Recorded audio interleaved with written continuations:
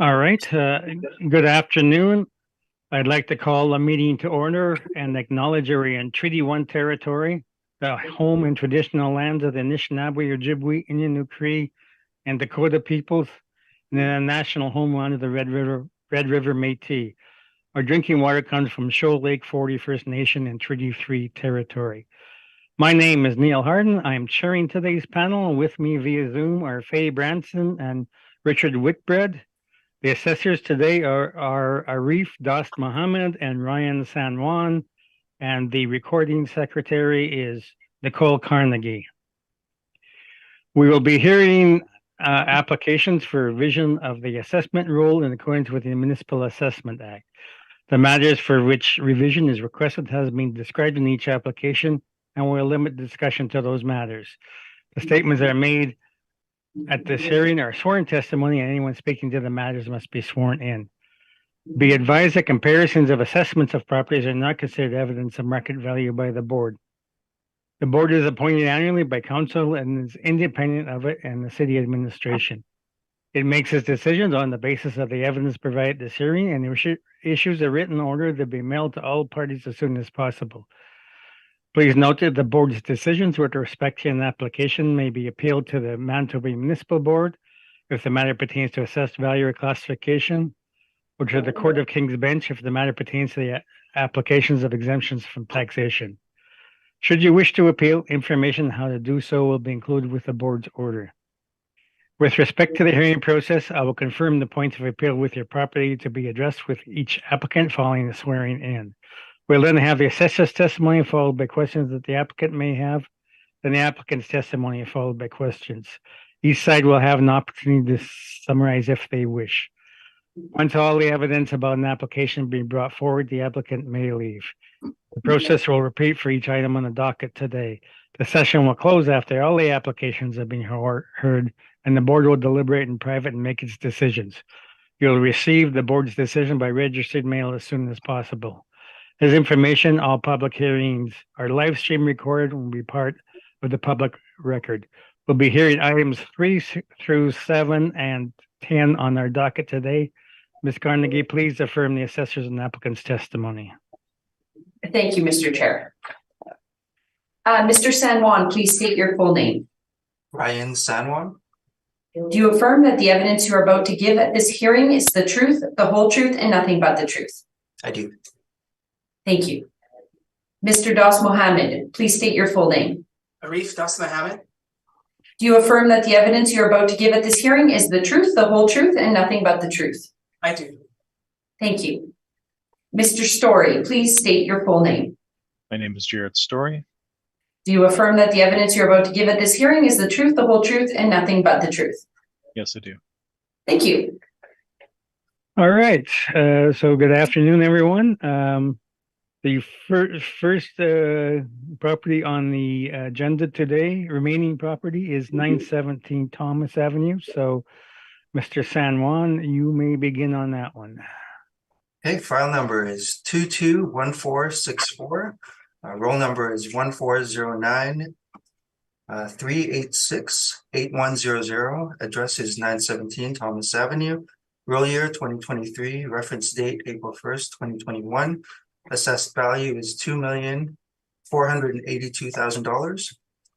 Parcel use is a warehouse. Number of buildings 1. Number of premises 1. Number of stories 1.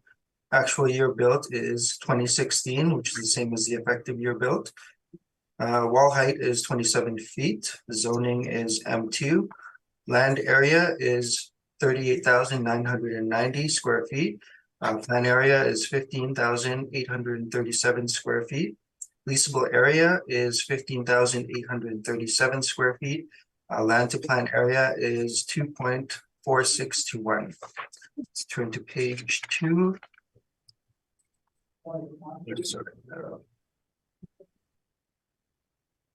Turn to page 2 of the appendix. This is the subject map. Subject is located in the northeast quadrant of the city. The bottom is the subject parcel boundaries. Page 3 and 4 is the subject aerial views, different angles. Page 5 and 6 are also aerial views at different angles. Page 6 shows a picture of the loading area with at least 3 loading docks. Page 7 are some subject street views. Page 8 is the map floor plan.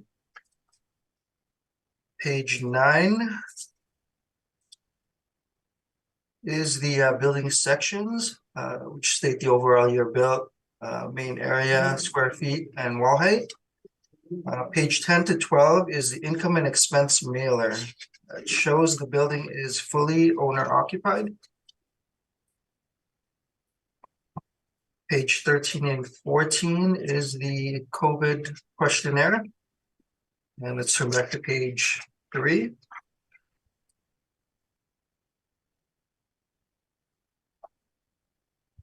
And these are the right comparables. These comparables are what the net model rent is based on, the actual rents from the market. All leases are current in relation to the reference date, which range from 2015 to 2020. Effective year built ranges from 1965 to 1988. Average wall heights range from 12 feet to 24 feet. Leasable areas range from approximately 13,000 square feet to 17,000 square feet. Net rents range from $8.75 per square foot to $14 per square foot. And page 4. And here is the workup. The total leasable area is 15,837 square feet. The total potential rent is $142,533. The model rent is $9 per square foot. The vacancy model rate is 4%. We're utilizing 3% for non-recoverable expenses and $3.85 per square foot for vacancy shortfall. This results in a NOI of $130,288. Utilizing a cap rate of 5.25% results in a rounded assessed value of $2,482,000. A couple of reasons for the lower cap rate is it is a newer building, 2016, which is 5 years from the reference date, has a high wall height of 27 feet and good loading access as seen on page 6. We feel this value is fair and equitable and should be confirmed. Anything else? And we're open to any questions.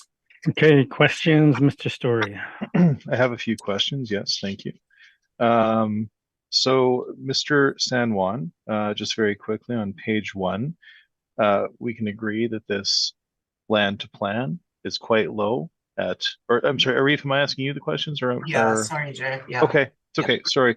So Arif, or Mr. Das Mohammed, the land to plan is reasonably low at 2.46 to 1, and that would certainly be lower for a building, which is obviously a newer build. Can we agree on that?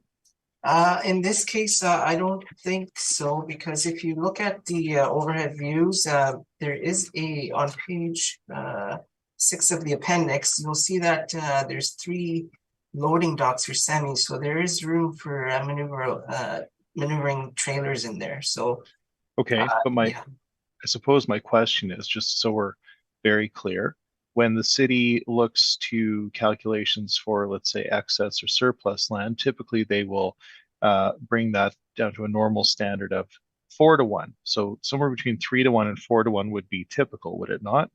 Making 2.46. Yes. Okay, so 2.46 is low. Okay, that's fine. Can we also agree that locationally this would be, well, we would call this East Elmwood, would we not? Yes, okay. It is the industrial, sorry, I don't have the map in front of me. It's just up there. Yeah, it is it is an industrial section in there though, I believe. Yeah, so it's an industrial section, but can we also agree that it's not a, well, what we'll call a typical industrial park? Is that fair comment? Sure. Okay, page 3 are your rent comparables. Did you choose these rents yourself? I did, yes. Okay. So my first question is that property on Gamble. Now that I look through the records and I don't see any tenant at 17,000 square feet. Can we agree that is that was the warehouse one warehouse, and that's a 400,000 square foot warehouse, is it not?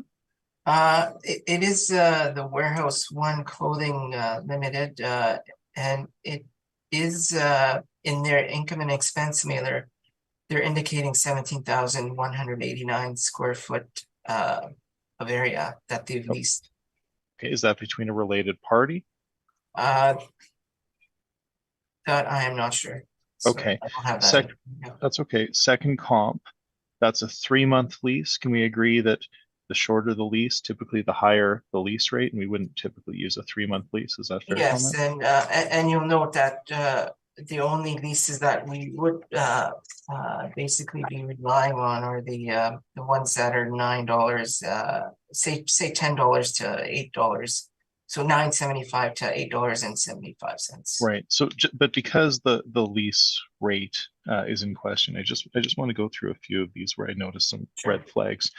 So I'm sorry, again, a 3-month lease would be very short and not typical. Is that fair to say? Yeah, I would say so. Okay. And that one on St. James, that's also short at a year and a half. I mean, anything under 5 years would be exceptionally short. You'd typically be looking at a 10-year lease or Yes. so. Okay. Let me just clarify. I did not pick the comps of this. Okay. Okay. And I don't think it was Mr. San Juan either that picked the comps. Okay. Well, they're here, so I just wanted to sure, talk about them because we do have an issue with the rents that's being applied. Yes, I would agree that when I pick comps, I would not pick something that's 3 months, 3-month lease. And 1290 Keniston, that would be a retail comp, correct? I don't believe so. I have been there. It's actually a brewing company. It's a tap room, right? Yes. Yeah. Okay, so that's like a restaurant. It has that's the TransCanada. Yeah, right? but I think they are classified as industrial. I think the one here also in the Exchange District is under our jurisdiction or under in my department. Little Brown Jug is also industrial. Right, but just to be very fair, Little Brown Jug and Transcontinental, those are certainly their brewing facilities, but they also have they have a restaurant space and they have a tap room where folks come in and drink beer and eat food. They have a tap room, but I don't believe there is a restaurant component to it. They have they do a pizza food program in that property. I don't think they have their own kitchen. Are you sure? Because regardless, it's slightly different than what we're talking about here. Sure. It's not purely industrial. Okay. And then just lastly, that property on Sargent, that comes up all the time. That's Matt Master and that's owner occupied. Can we agree on that? If you didn't pick them, that's fine. But can we agree that that's indeed an internal rent between? I'm not sure. I'm not too sure. I haven't looked into it. Sorry. Okay. All right. Okay. And then in terms of and Mr. Chair, I'll ask this question and I'll just ask that it carries forward to the balance of our properties here. But is it fair, Mr. Das Mohammed? Can we agree that in terms of the expense rate that's been applied in every property here today, that there is no submission supporting that 3%, nor is there rebuttal to Altus study? Is that fair? We did not provide a non-recoverable expense study of our own. But it is, sorry, go ahead.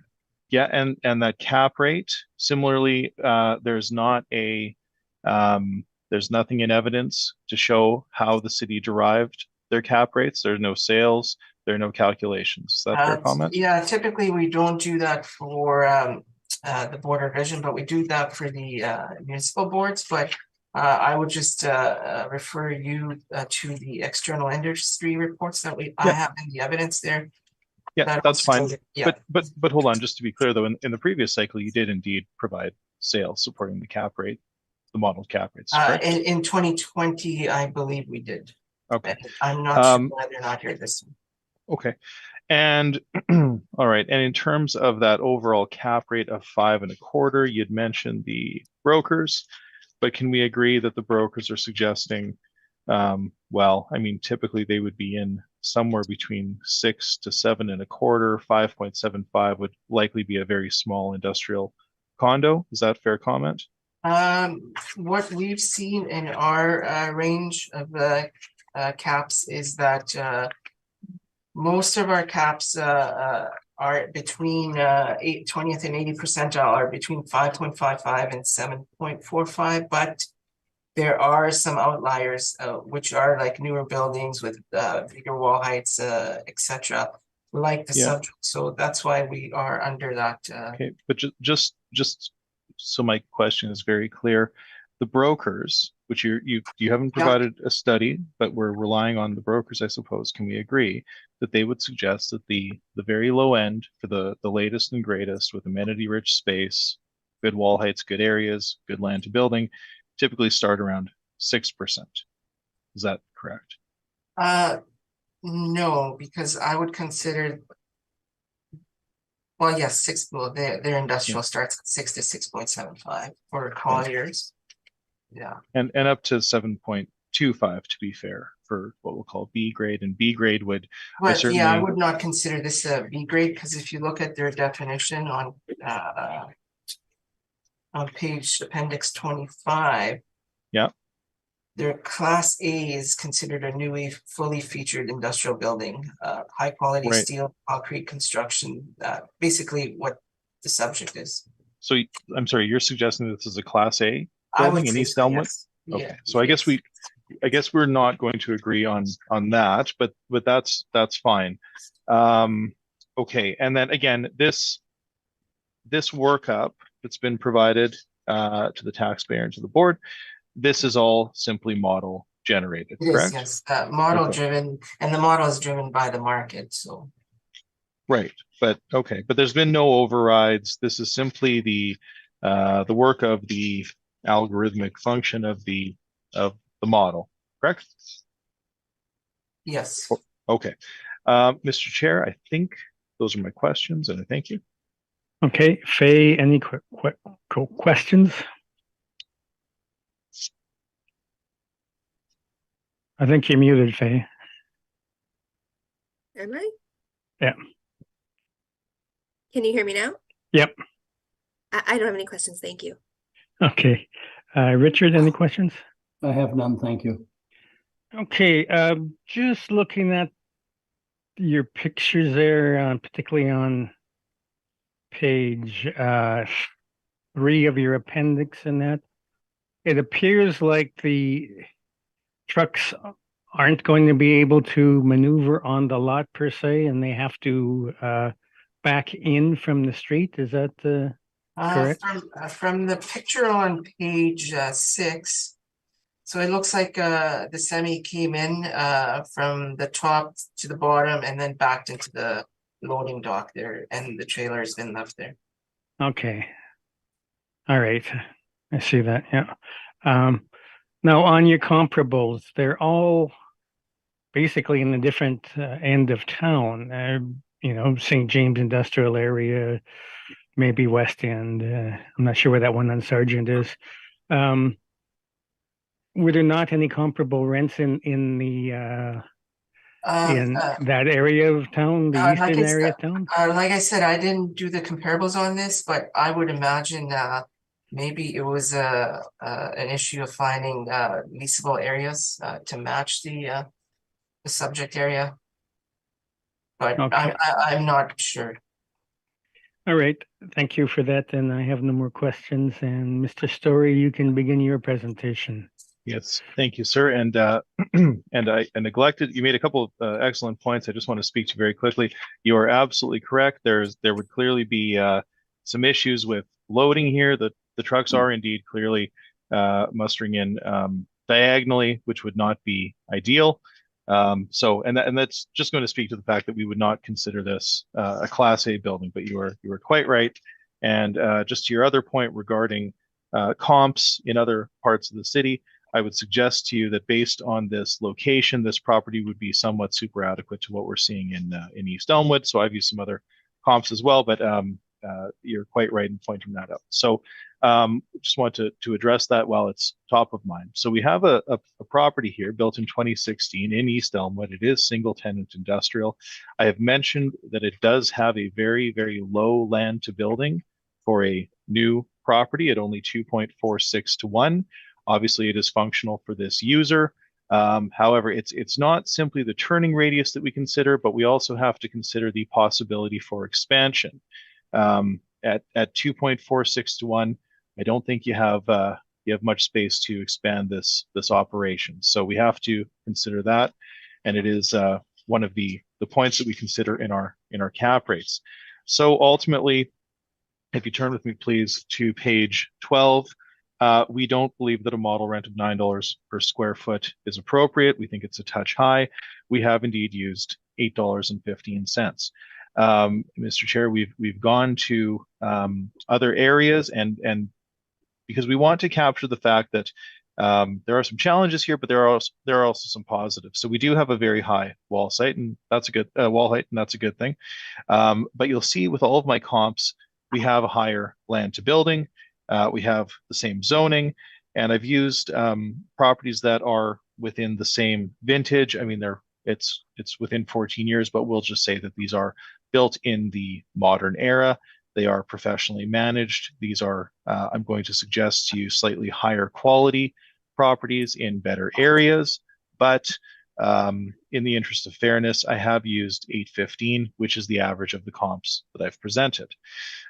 So we have used $8.15 on that basis. The citywide vacancy for industrial properties at the reference date is 3.8%. We do consider collection loss on top of physical vacancy, so we've used 4%. I think that we're generally in agreement on that, so I won't dwell on that. But we have some more information in our cap rate study. Shortfall is going to be accepted by both parties at 385 for the balance of this docket as well. Now, Mr. Chair, I know that you've all heard our non-recoverable argument, so I will just go through it very quickly. Suffice it to say, you have all been provided with our study, and just obviously, as you all know, prior to the previous cycle, the City of Winnipeg agreed with our methodology. We applied 7% as an erosion to the effective gross income in the competent management of income-producing properties. 2% would be industry standard in terms of a structural allowance, with 5% going to non-recoverables. Of course, we don't want to conflate these with management fees. These are indeed fees that are borne solely by the owner in the competent and ownership and management of an income-producing property. A majority of these costs go towards space marketing costs, as well as some other professional fees. But again, it is separate and apart from management. This is consistent with other jurisdictions in Canada, and it's consistent with the methodology implied outside of the City of Winnipeg throughout Manitoba. So ultimately, we do believe that the 5% ought to be instated here. Again, you have our study. You've all heard it before, but to summarize it effectively, when we exclude tenant inducements, we don't ever include them. The average, based on our study, is 6.64 with a median of 5.98. And of course, when we include inducements, just as an exercise, it does become much higher. And these results are very similar to the research exercise that we completed in the previous cycle. I don't see a study from the city, nor do I see a rebuttal. So I'm going to ask that this 5% be instated. Now, if for any reason you choose not to include it, I have to point out that all of our cap rate derivations include the 5% non-recoverable and the 2% structural allowance. So if for any reason you elect not to include the 5%, the assessor is suggesting 1%, we would ask that the cap rates are adjusted upward by a quarter point, as removing them in our calculation does have the effect of adjusting our cap rates by typically 35 basis points. So those are my comments on non-recoverables, and I'll ask again, Mr. Chair, that we for the sake of expediency, those comments carry forward to the balance of the docket. You have the study, and I'm happy to answer questions. Now, the other study that we've provided for you is the Altus 2023 capitalization rate study. I don't think that we're too far apart from the city in terms of what we'll call the swath of cap rates. What we will be arguing today is where some of these properties fit within that swath. I note that I think the city in their valuation guide suggests somewhere between 3.5 to 11%, and then with that more narrow window for the 20th and 80th percentile, and that's fine. So we're going to suggest to you that the Class A properties, again, the amenity rich properties that are at the very, very high end with very good wall heights, very good land to building in industrial parks, the properties that are trading at the very high scale should be somewhere in that 6 to 6.5 range. That's what we'll call the Class A's. I will point out that Winnipeg does not have a great deal of Class A's, and none of the properties that we're dealing with today would be considered on the very high end of the Class A range. The vast majority of properties in the city of Winnipeg in the industrial universe are indeed would be considered Class B, and typically we would apply a 6.5 to 7.5%. We will consider certain factors as per market, as per the market behavior. Again, we'll talk about land to building, we'll talk about location, and we'll talk about wall heights and things of that nature. The non-investment grade properties typically are somewhere in that 8% and up. I think we only have one on our docket today, and we do not dispute the cap rate. So I'll leave that there. So ultimately, this property is newer, to be certain. It has good wall heights, but it has an incurable land to building issue. And it does have, well, locationally, it is not, let's say, ideal. So ultimately, we believe that a cap rate of no less than 6.5% makes sense and is fair. So with all of those points taken into consideration, you can see our workup on page 15. And our indicated market value then comes to 1,735,326, which we then round to 1,735,000. The property, as Mr. San Juan rightly pointed out, is indeed owner occupied, so we are looking at those comparable rents. And again, I think that a value of 1,735,000 makes sense, and we do respectfully submit that the value be amended. And I'm happy to answer your questions. Thank you. Okay, questions? Yes, please. Mr. Story, you mentioned that the 7% non-recoverable should be reinstated. So you are aware that previous to the 2020 roll cycle, say in 2018, that there was when the city did their workups, there was a 5% management fee that they allowed for, and a 2% non-recoverable expense fee that they allowed for. Is that correct? I know that that's what the city called it, to be certain, but I also know that if you go through the appraisal materials, that they do talk about them as either non-recoverables or non-rechargeable fees. So we don't believe that they're management fees. They are indeed non-recoverable fees. So regardless of the nomenclature at the time, the principle persists. It should not have changed from our perspective. And if we don't see anything here to support a change, we simply believe that those charges do exist in the market, and they are a consideration from a fee simple valuation of the property. And of course, it's there's a natural law that if you own an income producing property, there are going to be fees that are borne by you that are never passed to tenants. So again, we feel very strongly that those non-recoverables be included. You would agree that also when Altus did their workups back in 2018 and 2019 and prior, they also called it a management fee of 5% and a 2% non-recoverables in their workups? I don't have it in front of me, but again, the comment would persist that 2% is typically dedicated to a structural allowance. That's industry standard.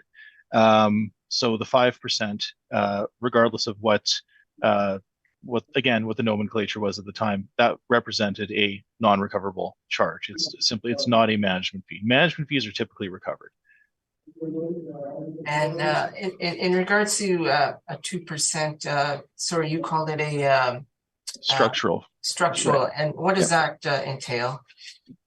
Well, that would entail if you own a property that you would account for 2% of the income being in a reserve fund to account for any sort of capital expenditures to pay for the subtending of the actual physical asset. It's a structural reserve. So okay, so you did call it a capital cost. So yes, they are capital costs, but would you not consider that as a cost of doing business then? A structural reserve? No, the structural reserve is the cost of subtending the underlying depreciating physical asset. The management fee or the as you're used to call it, or the non-recoverable those are fees that are borne by owners in the competent management of properties. Now, for example, when we see vacancy coming up and we see leasing commissions, we can agree that leasing commissions are virtually never passed on to the tenants. They are borne by the owner. In some years, they will be exceptionally high, and in some years, they will be low or non-existent. And we're following the methodology set forth by the Appraisal Institute. It's in the documents from UBC that says that we ought to recognize those costs. So, and we're not going to use the exact numbers in every single year. Otherwise, we'd have an assessment that looks like quite frankly, like a roller coaster. So we try to stabilize those out over the useful economic life of the asset. And based on our study, rather fulsome study that we provide to you and to the board, we believe that 5% is well supported for non-recoverables. Okay, and in regards to your cap rate, so you utilize the cap rates on page 13, that's from your study, is that correct? That is correct. You've been provided with our full study, and those are not meant to be comparable to any specific property. Now, as you very well know, we look at the market activity cycle over cycle. We consider compression. We consider the broker's reports, and then we also support our cap rates with sales. So we have done that. We've provided all this information for you. We've shown you what the compression was over the previous cycle as of April 1, 2018, and then we've also bifurcated by what we'll call investment category. So Class A, Class B, or non-investment. I'm surprised that you would suggest that this property is a Class A. That would not be, in the eyes of the market, that would not be, I don't think anyone would suggest that. So we feel very, very comfortable for this property as a high Class B. It's newer. It has some locational issues, and it has a land to building issue. So 6.5%, that makes sense to us. Okay, and when you did your cap rate reports or your study, the formula for cap rate is income over sales. Is that correct? Sure. Yeah, it's the net operating income divided by the sales price. Yeah. Okay, so and are these properties that you have in your cap rate study, did they have income prior to the sale? Okay. Well, we can certainly go through them. Some of them were sold from occupier to occupier, but we've been very, very transparent with you and with the board as to how if we had to impute income, that's usually it's based on if we see an asking rent, we'll consider that. So I think that we've done a pretty good job here of showing you how we've come to the income. And I will point out that in your own submission, though you don't have sales, you do mention that you're using, I think it says modeled net operating income. So ultimately, I don't know that it's inappropriate methodology. and if it is, we're sort of doing the same the same thing here. And so I noticed, Mr. Das Mohammed, in some of your supplemental materials, it does say that there's a dearth of transaction volume, and clearly that's an issue. But we have actually gone to the market and found some sales to present to the board, and we haven't relied on a model or some such thing. So it's all our information is laid bare for the board to view, and ultimately, I don't think that our cap rate, the sort of window that we're looking at, is out of sorts with what the city is suggesting, and it's certainly in line with what the brokers are suggesting. You would agree that on page 13, that 100 McPhillips, 110 Sutherland, and 120 or 1221 Sherwin were owner occupied prior to the sale, Sure, and so they didn't have net operating income. Okay, so let's go through each one. 100 McPhillips was offered for sale at $2,750,000. It was advertised to the market. It had long exposure on the market, and it was advertised with a potential net rent of $7.50. So when we came up with our what we'll call the potential net market rent per annum, we used $6.75, and that's a factor of well, quite frankly, you don't always achieve the asking rent in the market, and this is based on our experience with this. So we've used 675.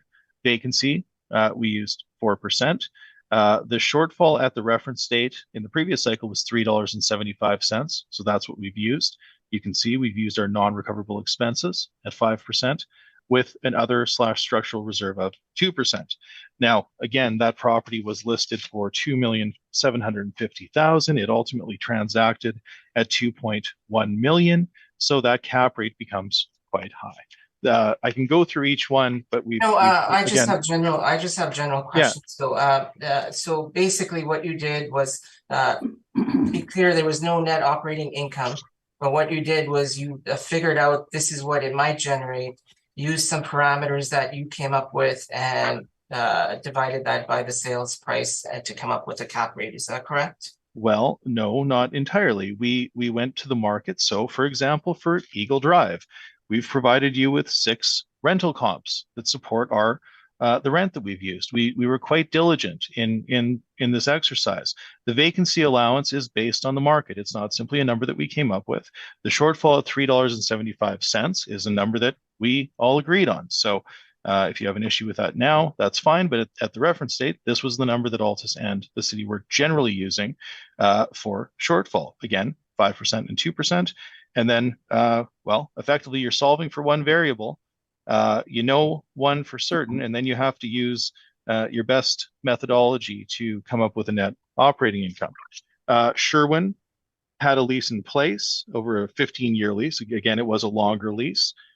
So it did have a lease in place. And we have supported that 575 with rental comps. Again, 9 rental comps that support our ask or our workup. And then on Hutchings, same scenario. We've showed you it's all quite transparent. Actually, Sherwin was fully owner occupied as per the 2017 income and expense mailer. But okay, those are all the questions I have. Thanks. Okay. Faye, any questions? No, thank you, Mr. Chair. Richard? I have none, thanks.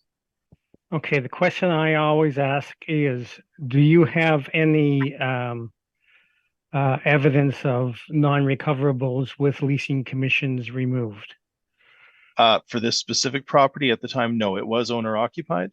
But as a general principle, Mr. Chair, from a fee simple view, we would include them, but no, because it's owner occupied, well, all of the all of the costs are borne by the owner. So no, there's no leasing commissions. It was purpose built. So in short, no, and that's based on the fact that it is owner occupied. Okay, but also in your non-recoverable study, do you have numbers with the leasing commissions removed? Oh yes, absolutely.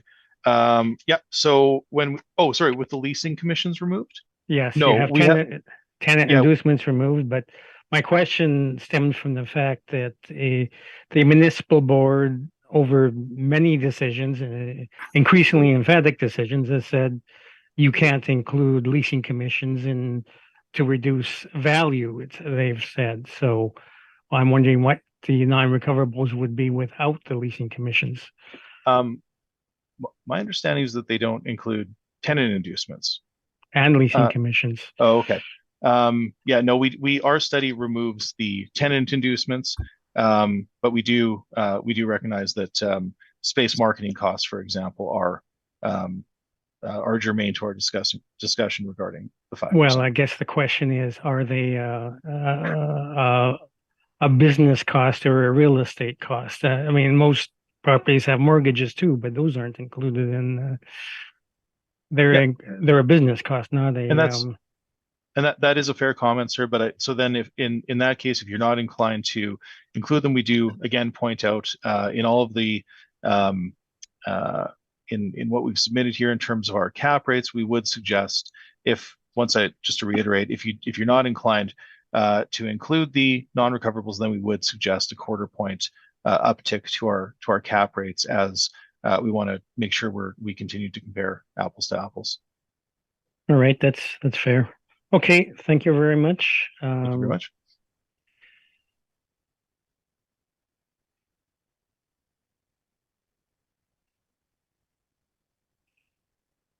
Okay, we've gone a little bit lengthy on this because we're discussing the non-recoverables and the cap, but we'll move on now to 650 Nairn.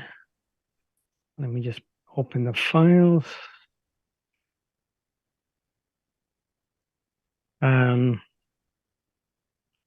You can proceed, Mr. San Juan, on 650 Nairn. Okay, file number is 221260. Roll number is 14093901000. Address is 650 Nairn Avenue. Number of buildings 1, number of premises 1, number of stories 1. Actual year and effective years built is 1989. Wall height is 20 feet. Zoning is C3 corridor. Land area is 43,067 square feet. Planned area is 13,442 square feet. Leasable area is 14,262 square feet. Land to plan area is 3.2 to 1. And page 9. On the appendix, subject map. Subject is located in the northeast quadrant of the city. Subject parcel boundaries map there. Front is on Nairn Avenue and backs onto Cole Avenue. Page 10 and 11 are aerial views with different angles. Page 12 is the subject street view. Page 14 and 15 is the income and expense mailer. Property is fully owner occupied. Page 16 and 17 is the COVID questionnaire.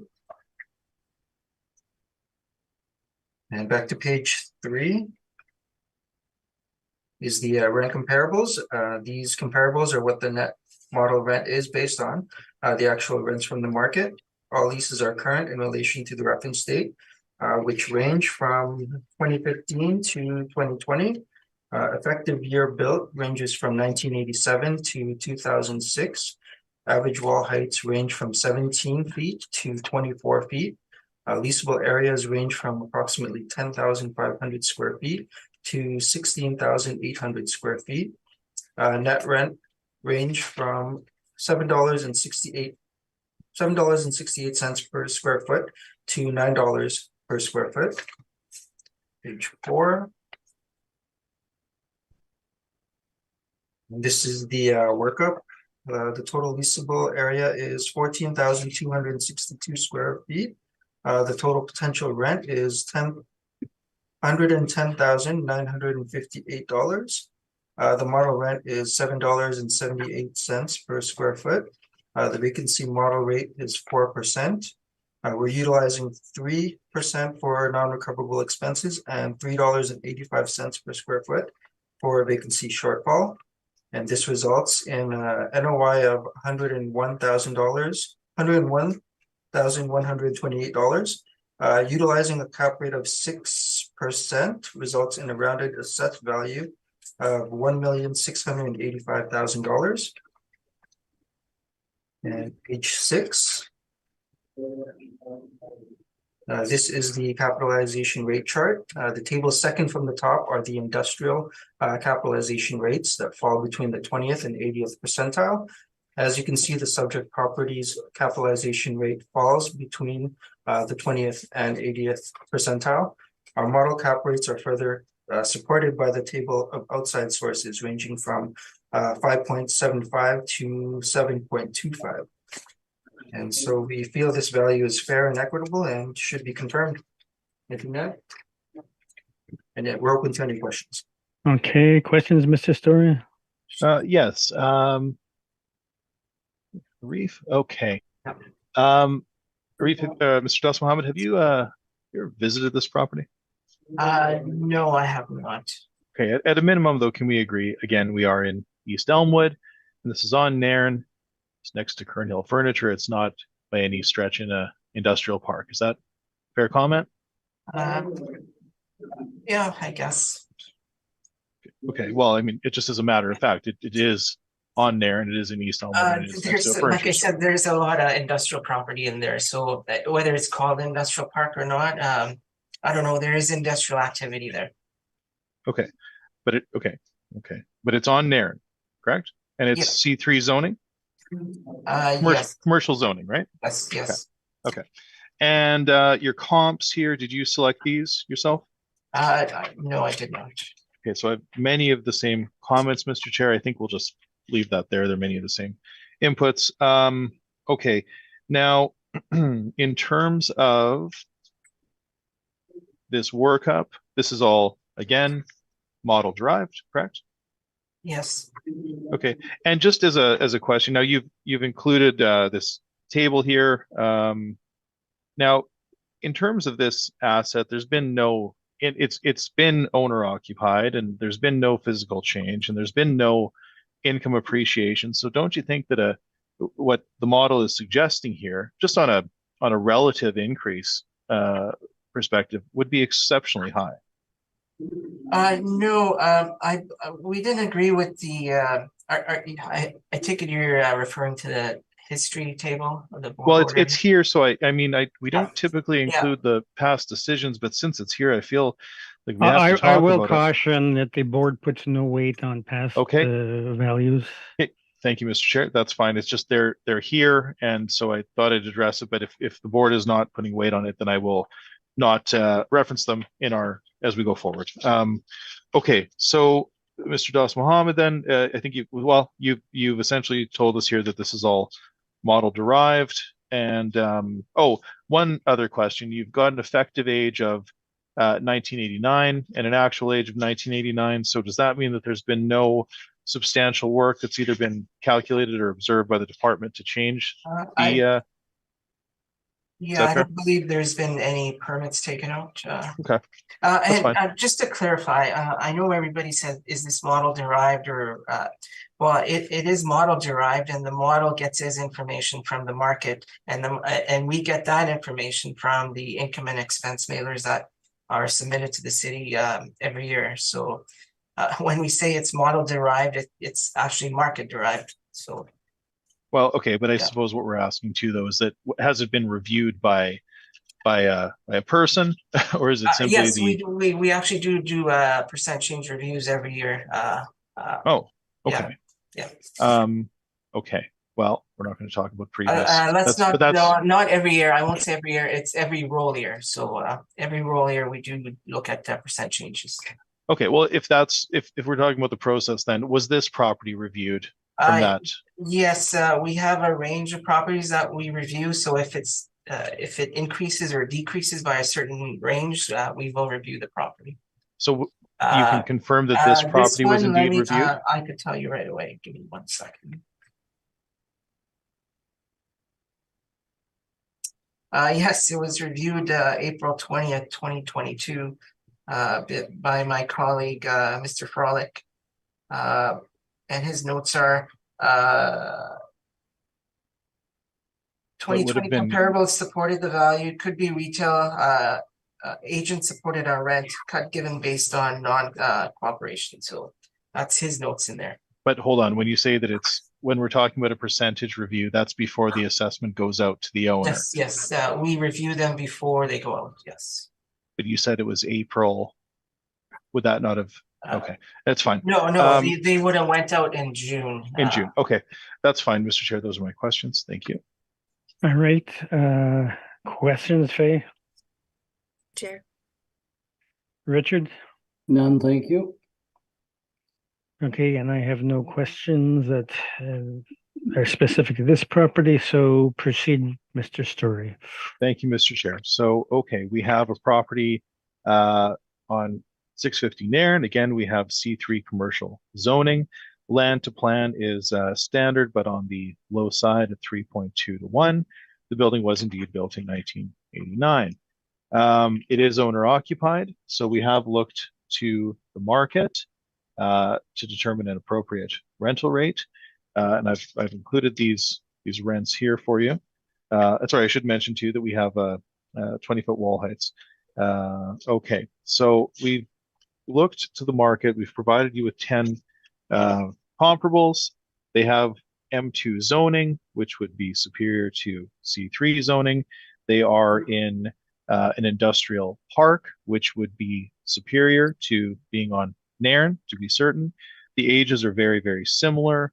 The land to buildings are close, but in some ways, I suppose, slightly lower in all cases here, I guess. And then I suppose my best comp would be at $6.30. That is indices number 4.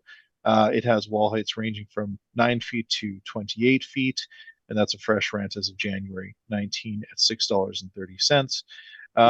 But ultimately, we tried to err on the side of caution here. So even though our average is $6.48, and even though our median is $6.28, we've applied $7. We think that's fair. We don't want to distort the value. We don't want it to be the rental rate to be too low. So $7 makes sense.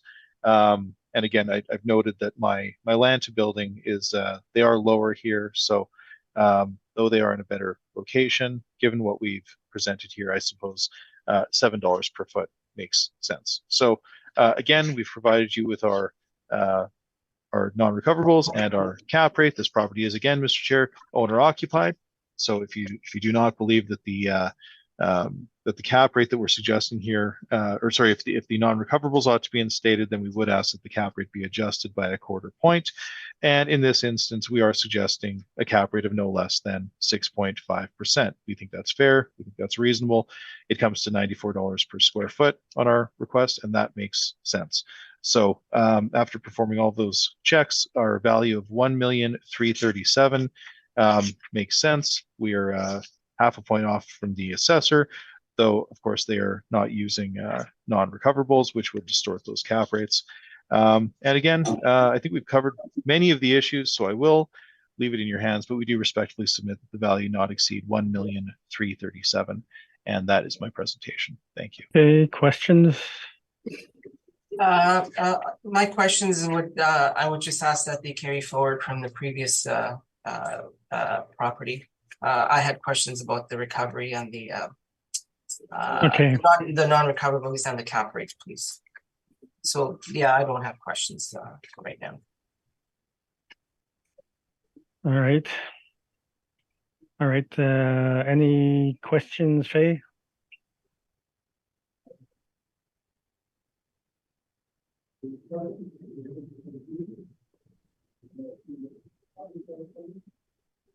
Are you muted again, Faye? Sorry, I have a new computer. Maybe there's an issue with it because I don't think I've been on mute, but no, I'm sorry. I do not have questions. Okay. Richard? I have none, thanks. Okay, and I have none specific to this property, so thank you very much. Then we'll move up the street. To 900 Naren.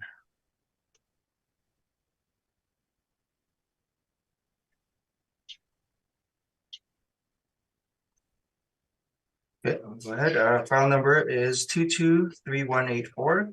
Roll number is 1409838588200. Address is 900 Narren Avenue. Number of buildings 3, number of premises 1, number of stories 1. Actual year built is between 1985 and 1989. Effective years built is 1979. Wall height is 12 to 28 feet. Zoning is also C3, commercial corridor. Land area is 40,315 square feet. Plan area is 18,812 square feet. Leasable area is 18,812 square feet. Land to plan area is 2.14 to 1. Let's go to page 9 of the appendix. This is the subject map. Subject is in the northeast quadrant of the city. Below that is the subject parcel boundaries. Page 10 to 12 is subject aerial views, different angles. Page 13 is the street views. Page 14 is the building sections. 3 building sections there. Overall year built for each section, square feet for each section, and the wall heights. Page 15 is the income and expense mailer. Property is fully owner occupied. Page 18 to 19 is the COVID questionnaire. Page 3. So these are the rent comparables. These comparables are what the net rent, net model rent is based on. The actual rents from the market. All leases are current in relation to the reference date, which ranges from 2018 to 2020. Effective year built ranges from 1959 to 2000. Average wall heights range from 15 feet to 23 feet. Leasable areas range from approximately 16,800 square feet to 23,000 square feet. Net rents range from $7.50 per square foot to $8.50 per square foot. Page 4 is the workup. The total leasable area is 18,812 square feet. The total potential rent is $145,793. The model rent is $7.75 per square foot. The vacancy model rate is 4%. We're utilizing 3% for non-recoverable expenses and $3.85 per square foot for vacancy shortfall. This results in NOI of $132,865, utilizing a cap rate of 6.6% results in a rounded assessed value of $2,013,000. And page 6. And this is the capitalization rate chart. The table second from the top are the industrial capitalization rates that fall between the 20th and 80th percentile. As you can see, the subject properties capitalization rate falls between the 20th to 80th percentile. And our model cap rates are further supported by the table of outside sources ranging between 5.75 to 7.25. And we feel this value is fair and equitable and should be confirmed. Moving that. We're open to any questions. Okay, questions, Mr. Story? Just a few. So once again, we're seeing a very low land to building on this property. Can we agree on that at a minimum? Again, there is access. Yeah, it is a low land to plan, but again, there's lots of loading docks. There's access for semis. You just can't expand on the land. Okay, so there's no potential for expansion. That's correct. But also, did you notice when you look at these photos that the loading is angled, Sure, yeah. and that's a function of that low land to building, presumably, correct? Well, I mean, it serves their purpose. They have quite a number of loading docks there, so I'm supposing they can get their goods in and out. Okay, but it's okay. Okay, so I think we've covered land to building. Now, you guys have mentioned that these rental comps were the ones that were used to determine the modeled rent on the subject. Is that correct, or are there sort of an innumerable amount of rents that are used to determine? There would Model. be, we've just picked some that are, on the average here. So I'm not sure if these were the exact ones that were utilized, but we've And picked, okay, and Stapleton is the only one that's in our immediate vicinity, correct? correct, yes. And Stapleton's a property on our docket today. Yeah, Okay, and the cap rate is model generated, correct? yes. Okay, and you'd mentioned something in the last, well, I'm just gonna go to this cap rate table very, very quickly. Now you'd mentioned you'd questioned how we generated our cap rates, but we can agree that in the cap rate blurb here, it does say that your cap rates were derived from model generated estimates of NOI that were time adjusted, correct? It does say there, and I've said this before in previous boards, in my department, in the industrial section, we do actual cap rates. So we look at sales with income, and that's how we generate our cap rates for the Okay. industrial section. Got it. And then just to be very clear, none of those calculations nor any of those sales have been presented here today. No, we have not included the. Okay. And then further to that, you'd mentioned something about the model, including market data, but can we agree that when we look at the brokers, they do indeed bifurcate by quality, whereas the city is suggesting that the 80th and the 20th percentile, that there is no bifurcation between those cohortships by either multi-tenant or investment grade. Is that correct? Correct, yes. Okay. Those are my questions, Mr. Chair. Thank you. Okay, Faye, any questions? Hear me? Yes. Yes. Okay. I don't have any questions. Thank you. Okay, Richard? Yes, one. I'm looking at page 11, your photo of the loading docks, well, of the whole building, but I'm looking at the loading docks. Can you explain to me how those transport vehicles would get into those loading docks? I believe they reverse into there. If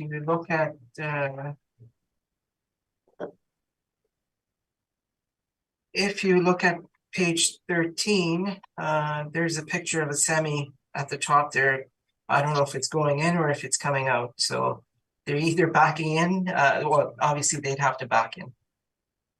Yeah, but he could be backing into the two loading docks that we see, not into the angled ones that are back on page 11 that I'm talking about. Because those are semi-loading docks. So however they get in there, I'm not sure. But it does look very awkward if you're to drive in and try and turn them into all those parked cars and back all that way down to those loading docks. Yeah, I'm not a professional. I'm not a professional semi driver, so I don't know how they would do that. But Okay. They are higher and they're meant for semis. But what you're telling me probably is there is no entrance then to the left side of that photo on page 11. You mean at the rear of the building? I believe that's a different parcel altogether. Yeah, your photos aren't clear on that, but it looks like it's somebody else's property. Okay, I have no further questions. Thank you. All right, and I have no questions, so you can begin, Mr. Story. Thank you, Mr. Chair. And Mr. Whitbread, just to follow up with what you've mentioned here, part of the reason surely why we consider land to building and siting is for exactly what you've pointed out. You would certainly have to back in, and I'm going to go so far as to say that it would probably be physically impossible for that semi to drive in, to nose in and turn around, if not for the fact simply that there's a fence between that property and the adjacent property. So yes, it is an awkward situation, and that is one of the reasons that we consider land to building, and one of the reasons why it's an issue in the industrial world. And as the assessors quite rightly pointed out, you also can't expand the operation. So thank you for pointing that out. Okay, so here we are. We're at 900 Nairn. This is the south side of Nairn between Chester and Kent. This is a single tenant warehouse. It was built in 3 sections. The original building was built in 1965. It was masonry. It had a planned and gross floor area of 5,250 square feet and a reported wall height on that original section of only 12 feet. In 1973, a metal frame addition was added, and that section had a planned and gross area of 3,984 square feet. It had 20-foot wall heights.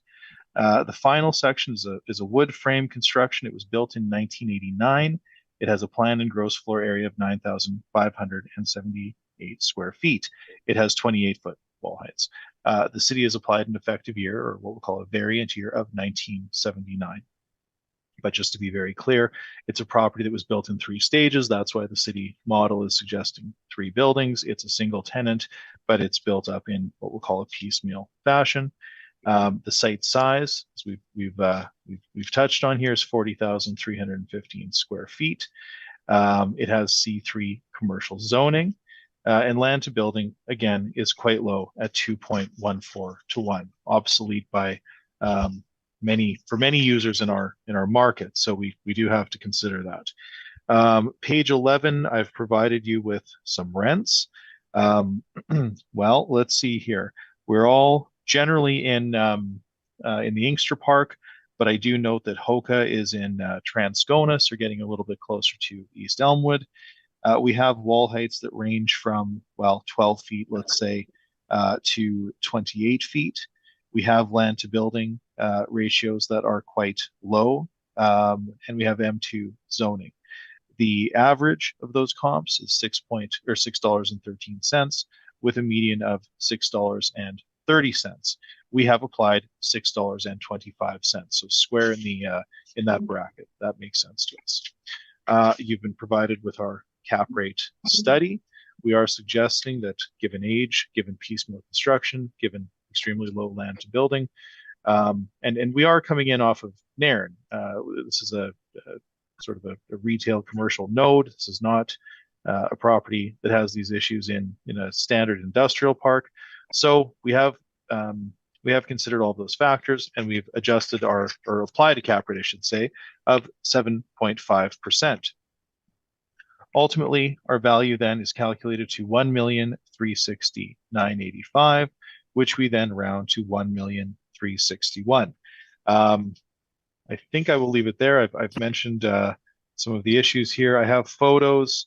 You can see starting on page 19. You can see some of that loading access that I think we've adequately covered. But ultimately, Mr. Chair, we do suggest that the value at the reference date not exceed $1,361,000 based on our site-specific analysis of the property. And with that, I'm open to your questions. Thank you. Okay, questions? Yes. Just Mr. Story, this building is just down the street from the previous building that we looked at. Is that correct? It is just down the street. Yeah, they're in East Elmwood on Nairn. That's correct. They're almost the same size building, almost the same effective year. I'm just wondering why you would, in the previous example, you would pick the higher rents than your comparables, and then in this one, you're picking right in the middle of your comparables. Oh, sure. Well, I think that the previous building was, it would be superior, to be certain. I think this property has more warehousing space, and this property has, quite frankly, more challenges. So, well, and again, built into piecemeal construction, I think that this makes sense. I think the previous property would be superior. And again, we are performing site-specific analyses of these properties. We're not relying on a model. So ultimately, the inputs that we've used make sense, and the resulting values are commensurate with what we see. So we feel very comfortable with both values, quite frankly. So you would feel that it would warrant a lower rent and a higher cap? Well, sure, that would make more sense. If the cap rate is the numerical representation of risk, if you have a property with a lower income capacity, then it would typically carry a higher risk profile in the eyes of the market. So yeah, that makes perfect sense. Okay, and on page 7 of your brief, Yes. you have a picture of the building there with 5 trucks backed into each one of those loading docks. Yeah. You were just indicating that this is not feasible to do. No, I said it would. No, that's not what I said. Mr. Whitbread had asked about how these trucks would get in. I suggested to you that it would not be feasible for them to nose in.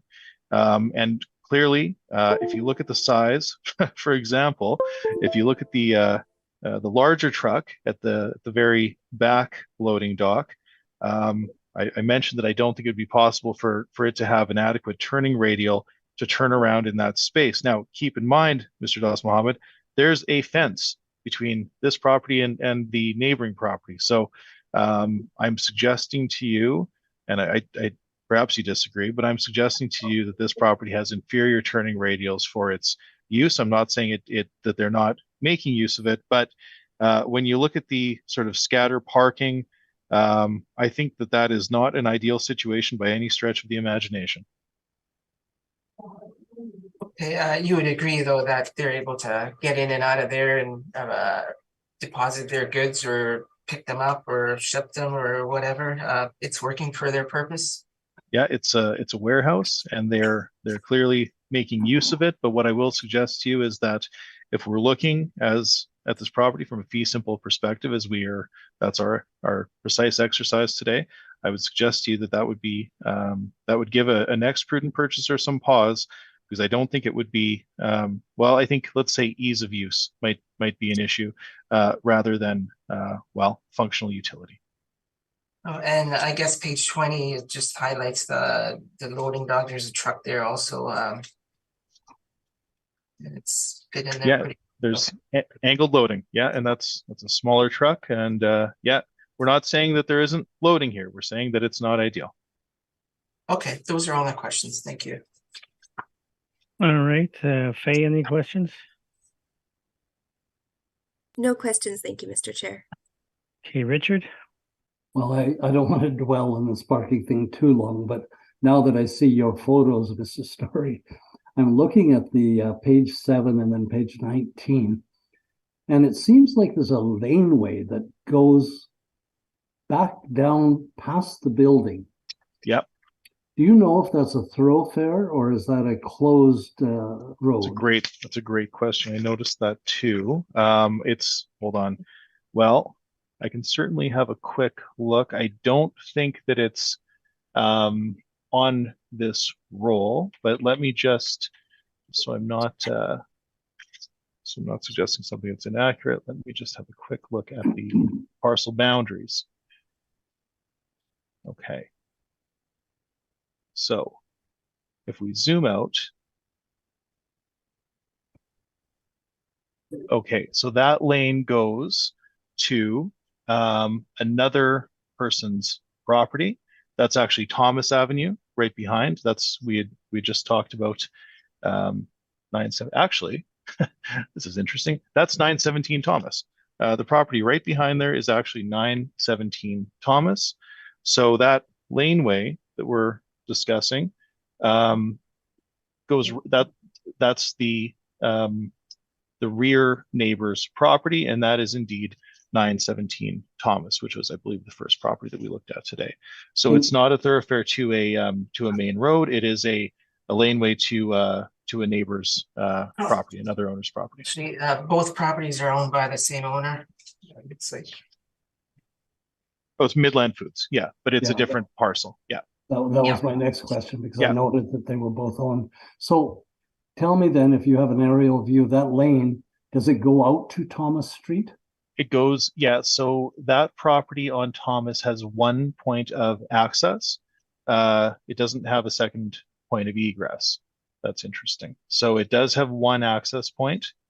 And then of course, the property on Nairn has that, the frontage on Nairn. So I suppose they're using the two as a, I suppose there's a benefit in owning both of those. But that's a very good point. So from an individual perspective, that would not be a that would not be a benefit, but it would certainly be a benefit to that owner to own both parcels. Because And they've owned them for 45 years. So well, notwithstanding except your for comments about, Thomas sorry. is new though. Sorry, Thomas is indeed a newer building. So so I'm Oh, not that's right. sure. Yeah. So notwithstanding your comments about land use ratio, there is a possibility a circuitous route could be available to those trucks. And I agree with your comments that it is very cramped, but it could make it much easier than to back into those loading zones. Having Thomas under the same owner having both of those parcels would be that would be very helpful. It would be a bigger problem otherwise, to be certain. But yes, it would be circuitous. You'd be, I guess, driving from Nairn to Thomas. I won't dwell on that anymore. No further questions. All right, and I have no questions for that. Thank you very much. We're halfway through the agenda. Let's take a 10-minute break, and then we'll come back and do the last three properties. All right, welcome back. We will proceed now to 18 Stapleton. So, Mr. San Juan, you can proceed.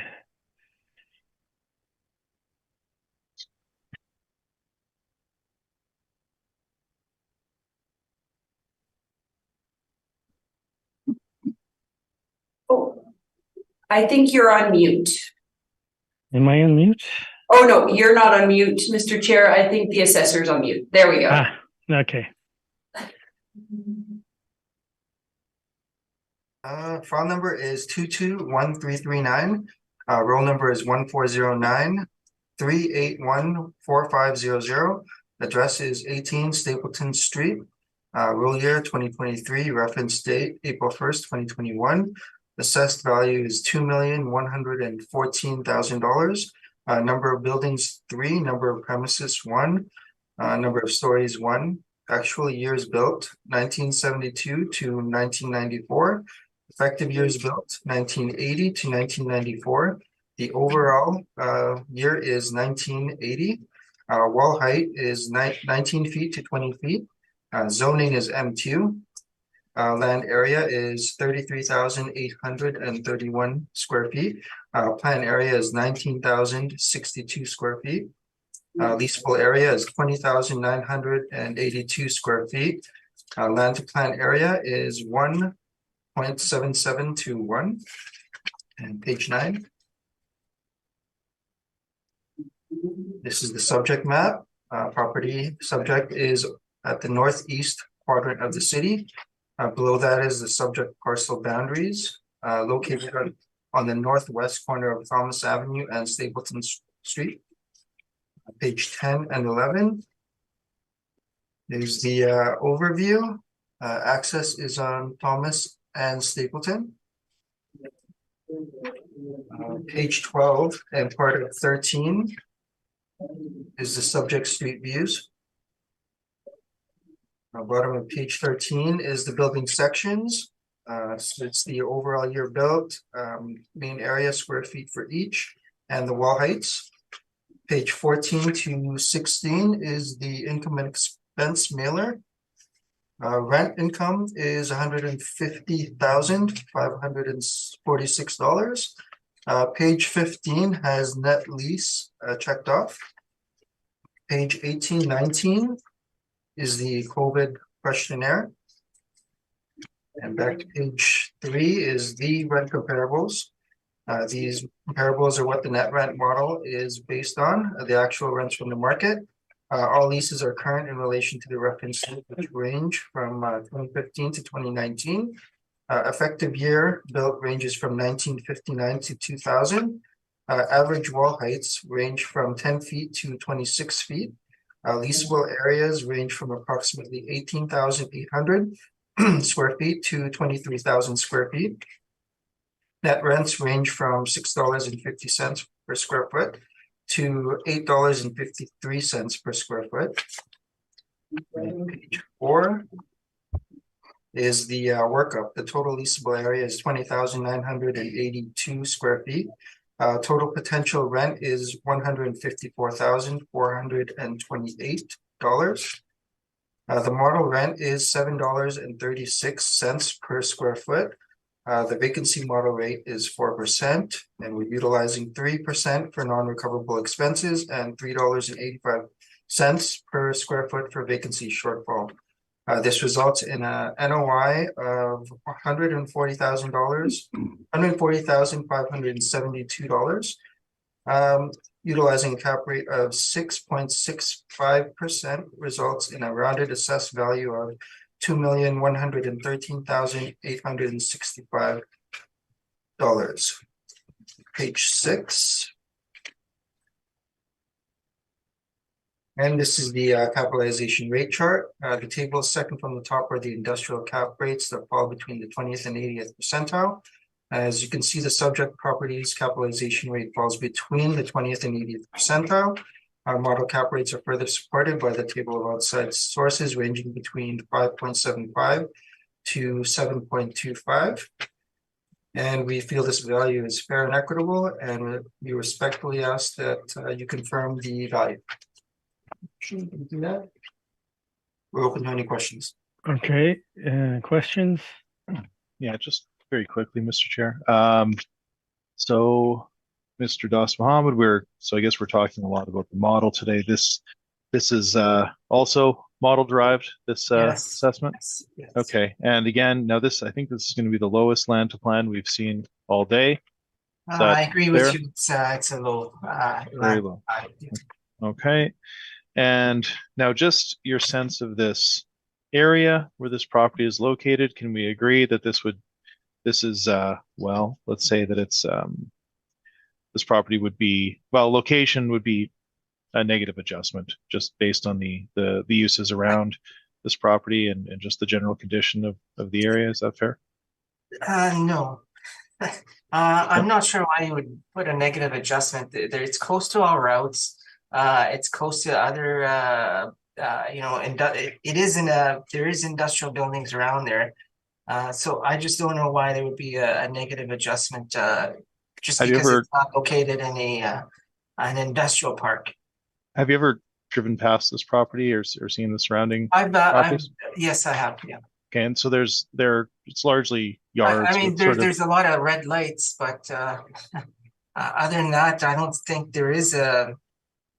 I'm sorry, a lot of red lights on where on Stapleton? On Nairn. Yeah, well, we're not on. It's close to. This is the corner of where where Thomas becomes Stapleton, and there's a lot of. Just to be clear, there's a lot of yards with sort of errant equipment around. Can we agree? It's sort of a well, you've seen it, so you're suggesting that it's... and I would say it's very comparable to the Keewatin area and Selkirk area. It has the same kind of yards around there.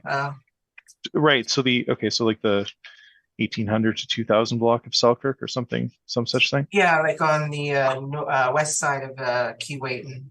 And that wouldn't be considered high quality space. I would say it is. Yeah. Okay. All right. Well, let's just agree to disagree. But the cap rate here is indeed modeled, correct? Yes. Okay.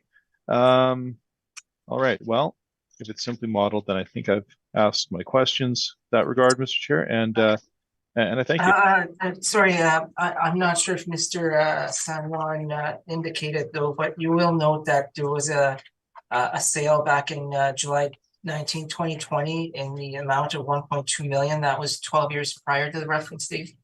Yeah, sorry. Okay, so do you have any any details? No, I do not have the details on the sale. Okay, that's fine. Thank you, Mr. Chair. All right.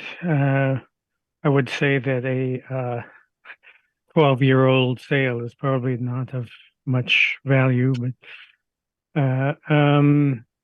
okay, questions, Faye. Mr. Chair. Okay, Richard. I have none, thank you.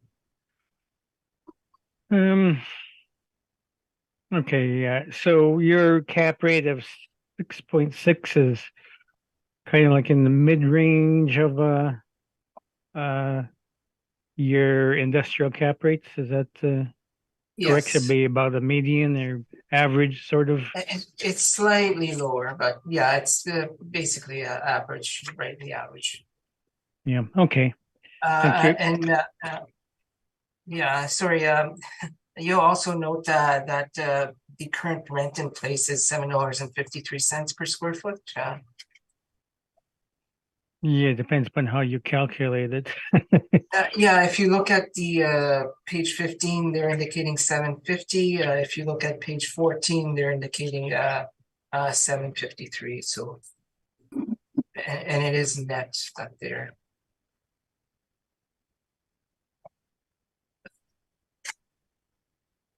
Indicating.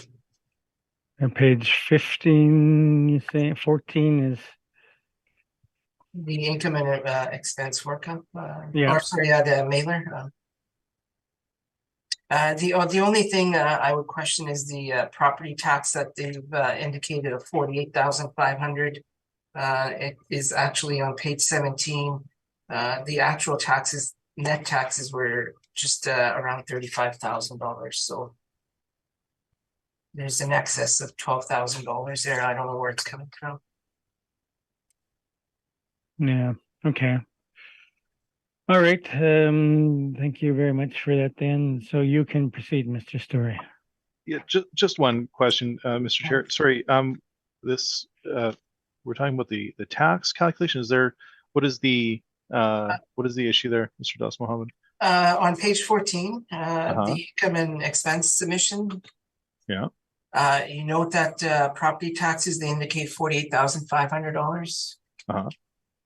On page 17 is the actual taxes that they paid of $35,000.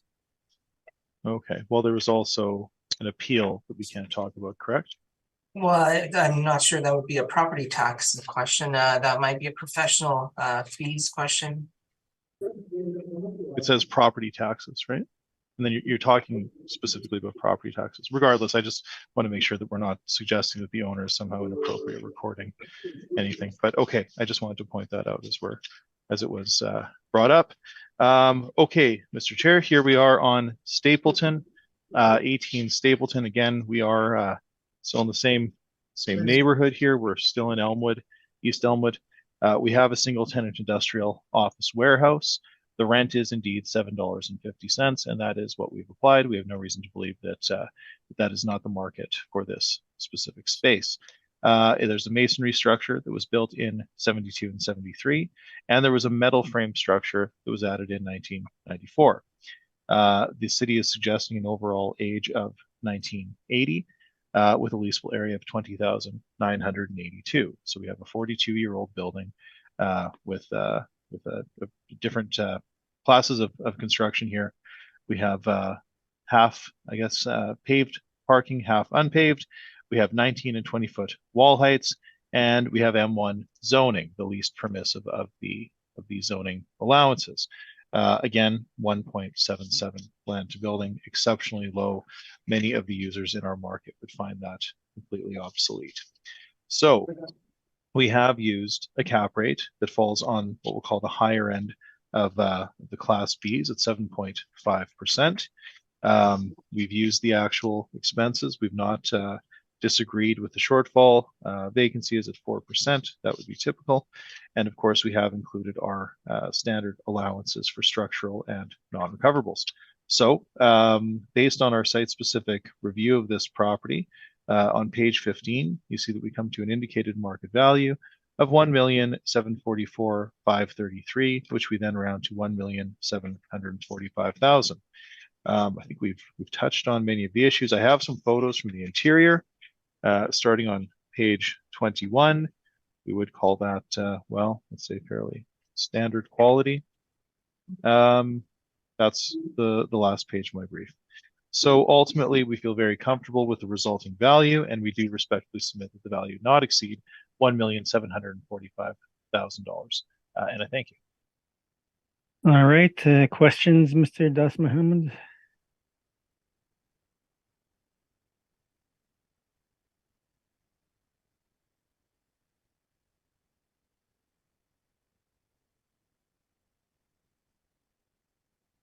Sorry, I was muted.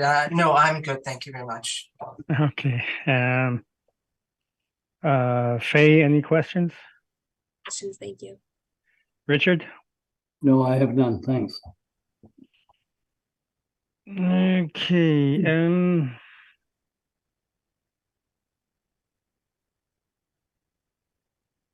I guess I have no questions either, so we can then proceed on to 287 Riverton.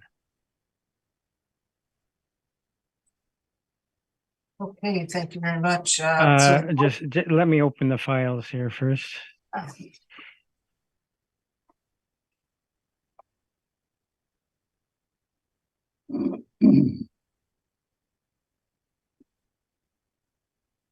Okay, on 287 Riverton, you can proceed.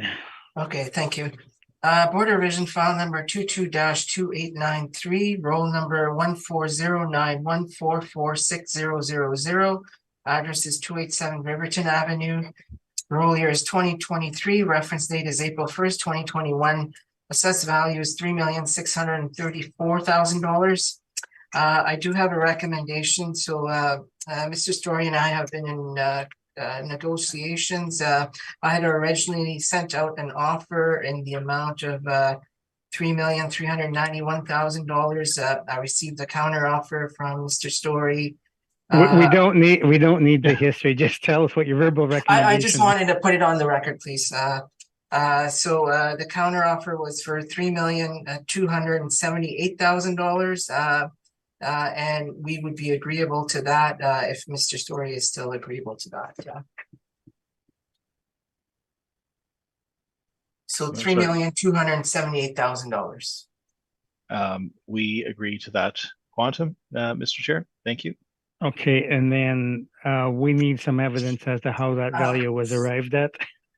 Yes, so on our side, what we did was we adjusted our NOI. So our NOI is $260,598.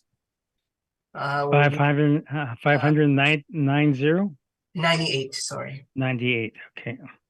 And how was that based on the reduction in rent? Yes. Okay. And all the other parameters are the same, so 7.95% cap. Yeah, and imagine Mr. Story would have a different way of getting to that number. I imagine, yes. Okay. So you were in agreement with that number, Mr. Story? I am certainly in agreement with the quantum, but again, we get there in different ways, Mr. Chair. But ultimately, it's the resulting quantum that we absolutely, and we take it as nothing other than both parties can agree to the value, no matter how they get to that value. But just that the board needs some evidence as to that value. Sure. How that value was arrived at. Okay, any questions from the panel on this? I have none. No, thank you. Okay, well, our last property then is 305 McKay.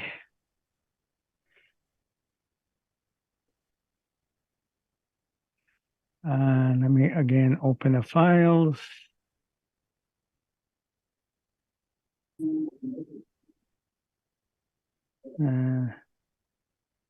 It's item 10.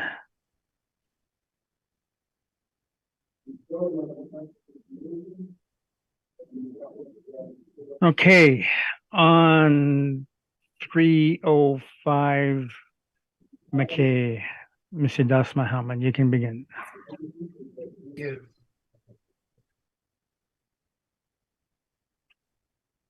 Okay, so Board Revision File Number 22-1816, roll number 040003744100. Address is 305 McKay Avenue. Roll year is 2023, reference date is April 1st, 2021. Assessed value is $3,242,000. Parcel use is industrial warehouse. Number of buildings is 1. Number of premises is 19. Number of stories is 1. Actual year built is 1954. Effective year built is 1961. Wall height is 17 feet. Zoning is, for some reason it says residential. I'm not sure why. Land area is 150,670 square feet. Plan area is 65,028 square feet. Same with gross floor area. Leasable area is 65,012 square feet. Land to plan area is 2.32 to 1. So on page 2, you'll note that there was a sale on this property just prior to the reference date, half a year prior or so. The consideration was 3.5 million, sworn value was 3.5 million, and the sale price was 3.5 million. So I have details of that sale.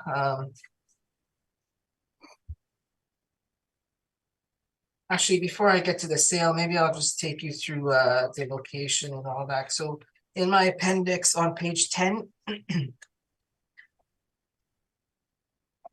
you'll note that's the subject map there. It's located in the northeast quadrant of the city in Rossmere Industrial.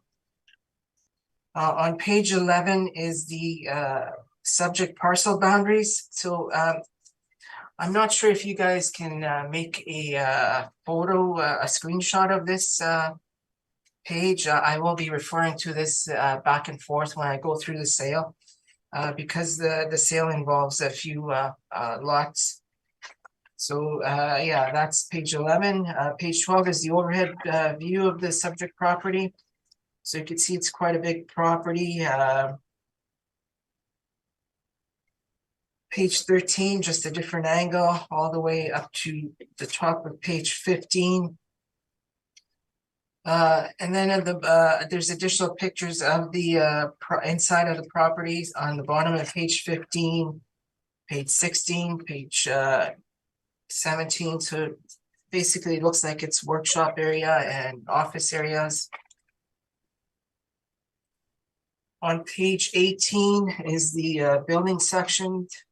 So there you can see overall year built was 1954, and there's 65,000 square feet of area in there with a wall height of 17 feet. So on page 19 is the sales mailer that we received from the new owners. So the sale date is August 13th, 2020. The sale price indicated is $3.5 million. On question 1, was that the actual price paid? And they've marked yes. Was the date of the sale when the price was agreed? They've also marked yes. I'm jumping ahead. Question 3, was the sale an arm's length open market transaction? They've indicated yes, so this was an arm's length and in the market. Question 10, did the purchaser occupy any of the property prior to purchasing? No. Did they intend to occupy? No. And question 14, is the intended use of the property the same as it was prior to the sale? And they've indicated yes. So on page 20, they're also indicating it was tenant occupied per question 31. So what I've done is I put titles on these lots. So they start on page 21 and they go up to page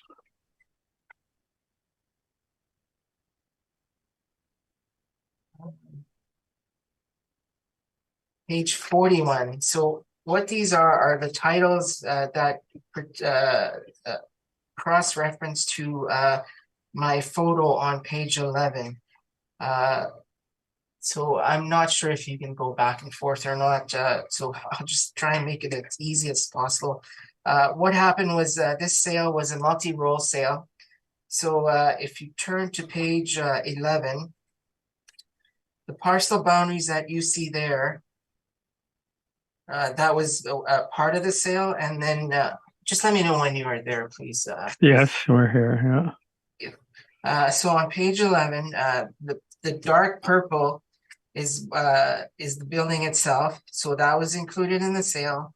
And the other two parcels that were included in the sale is 10 and 11 is one parcel and 3 is one parcel. So right beside the, it says 1524 and 12.192, that's indicating the frontage, but that is the two lots that were included with the sale property, the sale of the property. So all of that was sold for $3.5 million, 8 months prior to the reference date. So if you go to page 42 now, again, these are the land transfers for that to sale. So they're listing out all the lots, you know, lots 1 to 5. Page 43, there's more lots there. So all that is, what that is indicating is the two additional lots plus the main lot that were paid for the consideration of $3.5 million. So on page 49, you'll see the consideration paid is 3.5 million. And then, so what I've done here is to come up with our value. This is how we worked it out. To come up with the 3.242 fair market value, we've taken on page 59, you'll see that the property assessment for lot 10 and 11 was $149,000. So that's the additional lot that was sold with the property. And then on page 60 is the other lot that was sold with the property, and that's assessed at $137,000. Can I just grab my calculator?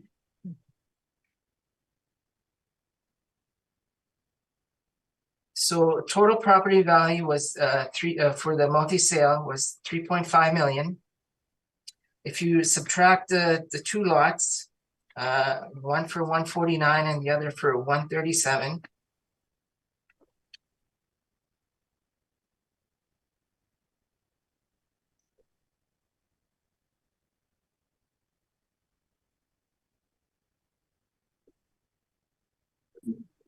That works out to $3,214,000. And we're assessing the property at $3.242 million. So if you were to do a slight time adjustment, I think we have this value pretty dead on. So just continuing from there, just to support our workup, I'll take you to, are there any questions on the? We'll deal with all the questions at once. Okay, all right. May I just, while we're right in the midst of these numbers, Mr. Chair. Okay, Your assessment was $3,242,000. Yes, And from that, you deducted the two properties, 137 and the other number, they equaled 286,000. You deducted that or added that to the 3,242? we deducted that from the sale price of 3.5 million. So it was, okay. yeah. Thank you. I missed that piece. Okay. Sorry. So now just to shore up our workup, I'll just take you to page 3. There's our comparables. Like the subject, all comparables are industrial warehouse properties. All leases are current in relation to the reference date. Effective year built ranges from 1966 to 2005. Wall heights range from 10 feet to 22 feet. Leasable areas range at different intervals from approximately 750,000 square feet to 24,700 square feet. In order to compare the different leasable areas available within the subject property. Net rents range from $4.25 per square foot to $9.95 per square foot. So on page 4 is our workup. So we're utilizing an overall net rental rate of $5 per square foot. We're utilizing a 3% market vacancy rate. We're utilizing 3% for non-recoverable expenses and $3.85 for shortfall. This works out to an NOI of $298,260. We're utilizing a cap rate of 9.2%. Due to the age and location of the subject property. It's in the residential section. So this results in a rounded capitalized and assessed value of $3,242,000. So again, given the strong state of the Winnipeg industrial market, property generates the sales price of the subject property from August 2020, just 8 months prior to the reference date. Where they stated a sworn fair market value and they signed for it and paid taxes on. I believe that the assessed value of $3.242 million is fair and equitable, and I respectfully ask that the board confirm this value. And I'll be taking questions. Okay, and I note that the difference between the parties is strictly the non-recoverables on this. So questions, Mr. Story? Yes, Mr. Chair. We there's non-recoverables, but we also we don't believe that the parking has been deducted. In fact, we believe it's being double counted. So, Mr. Das Mohammed, just very quickly, you'd mentioned you don't know why the zoning is residential. Have you ever visited this property? No, I haven't. Okay, so you're not aware then that this property is indeed surrounded by residential properties. I did see the picture. It is surrounded by residential. Okay, so that's why it's zoned residential. Okay, now you mentioned you went through, well, what I'll call an edited version of the sales mailer, but when they asked the owner if he was purchased for the income in place, he said no, correct? Yes, according to the sales mailer. Right, and then also, as we've pointed out here, the sales price includes 2 separately assessed parcels, correct? Yes. Okay, now you said that you had deducted them or some such thing, but this is indeed a fully modeled assessment, is it not? It's modeled, but you can see the model is working pretty well there. No, hold on. No, you said that you had deducted them, but they have not indeed been deducted from this modeled assessment, correct? Yes, they are, because well, they're not deducted from the workup. No, that's correct. Yeah. Okay, so they are indeed being double counted from a tax collection point of view. Well, no, I don't believe they're being double counted, because you don't subtract the value of a parking lot or a different lot from the value of the subject property. Oh, so you would suggest then that we should not remove the ancillary parking, which forms part of this main holding? Correct. Okay. I don't believe that it should be done that way. Okay, but we can agree. But what I agree to is if you were to take the fair market value that was declared of 3.5 million for the multi-roll sale and subtract the assessments of those 2 rolls from the sale price, you would have your value then. Okay, but in terms of this, now, again, this is all modeled, and we do actually see the when contiguous parcels form a single economic unit, we do typically see those ancillary parcels being deducted so as to not be double counted. But again, page 4 is simply a modeled workup, correct? And it does not have a downward adjustment. Typically, there will No, be but, something called the other way- adjustments. You are saying that that's what you do, but that's not how we do it. We do not, like, I know there's been board, decisions where they have, but that's not how we do assessments here. Okay, can we agree though that the reason that the purchaser purchased this property with the ancillary parking was because they indeed formed one economic unit? It's being used for parking to support the rents in the main holding, correct? Well, I'm not sure what it's being used for.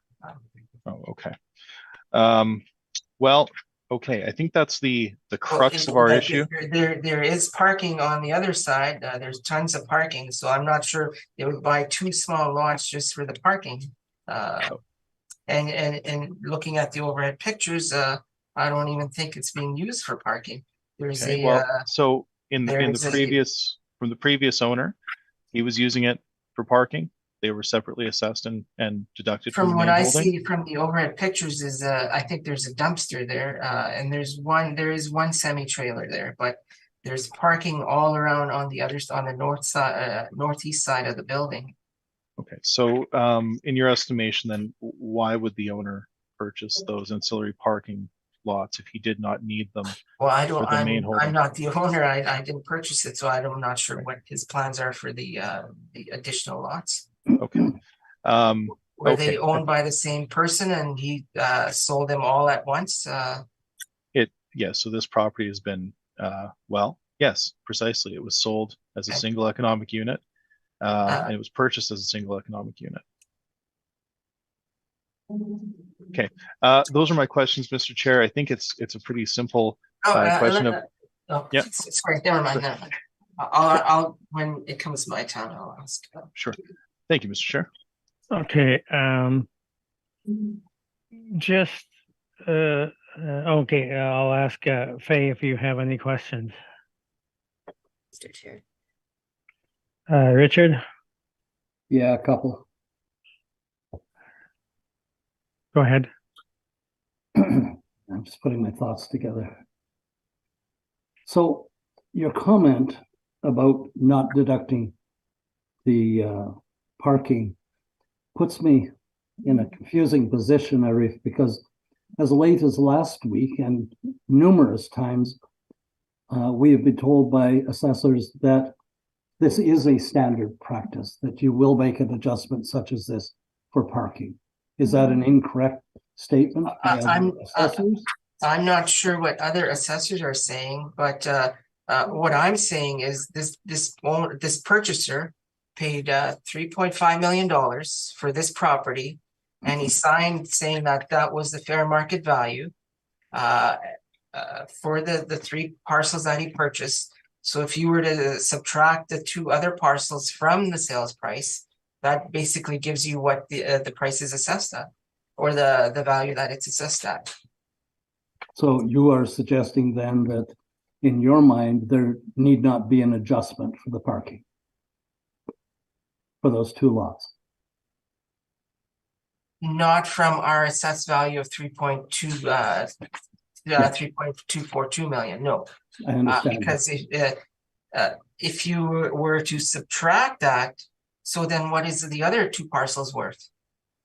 Are they worth more than I'm not sure if I'm making sense, but are they worth more than what he paid for them? I don't know.